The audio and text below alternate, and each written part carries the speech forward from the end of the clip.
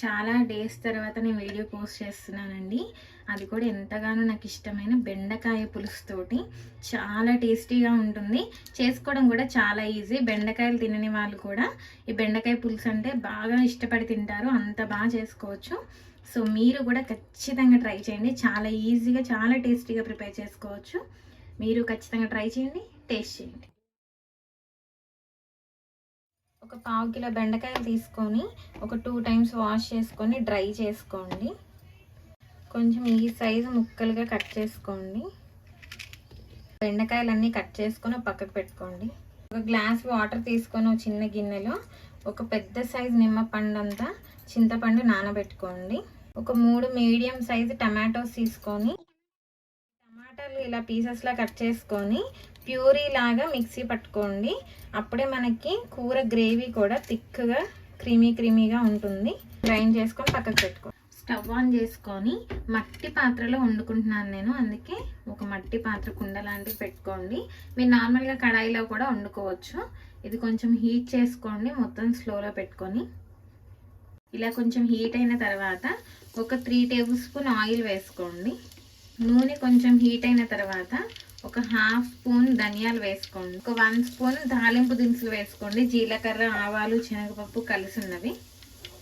ఒక 3 ఎండుమిర్చి తీసుకోండి. 4 వెల్లుల్లి రెబ్బలు ఇలా దంచుకొని వేసుకోండి. ఒక 2 రెబ్బలు కరివేపాకు, ఒక 3 పచ్చిమిర్చి, ఒక మీడియం సైజ్ ఆనియన్ ఇలా పీసెస్లా కట్ చేసుకొని వేసుకోండి. ఆనియన్స్ ఒక 2 మినిట్స్ ఫ్రై చేసుకోండి. ఆనియన్స్ ఒక 2 మినిట్స్ ఇలా ఫ్రై చేసుకొని కొంచెం ఎర్రగా అయిన తర్వాత ఒక 1/2 టీ స్పూన్ పసుపు వేసుకోండి. ఇందులోనే మనం కట్ చేసి పెట్టుకున్న బెండకాయ ముక్కల్ని వేసేసుకోండి. ఇందులోనే ఒక 1 టేబుల్ స్పూన్ కల్లుప్పు వేసుకుంటున్నాను. మీరు నార్మల్ సాల్ట్ అయినా వేసుకోవచ్చు.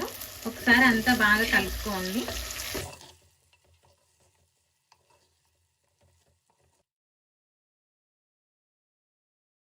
ఇలా అన్నీ కలుపుకొని మూత పెట్టుకొని ఒక 5 మినిట్స్ మగ్గించుకోండి. మొత్తం స్లోలో పెట్టుకొని మధ్యలో ఇలా ఒకసారి కలుపుకుంటూ ఉండండి. ఇదిగోండి బెండకాయలు అన్నీ కూడా బాగా మగ్గిపోయాయి. ఇలా మధ్యలో కలుపుకుంటూ బెండకాయలు కుక్ అయ్యేంత వరకు ఇలాగే మగ్గించుకోవాలి. ఇందులోనే మనం ముందుగా గ్రైండ్ చేసి పెట్టుకున్న టమాటా ప్యూరీని వేసుకోండి.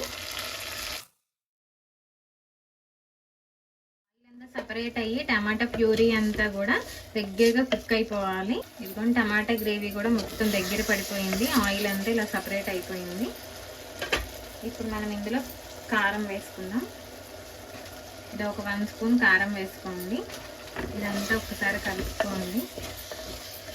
ఇలా కారం వేసుకుని ఒక 1 మినిట్కి మనం ముందుగా నానబెట్టుకున్న చింతపండు పులుసుని వేసుకోండి. పల్పంతా తీసుకొని ఆ వాటర్ని మాత్రం వేసుకోండి.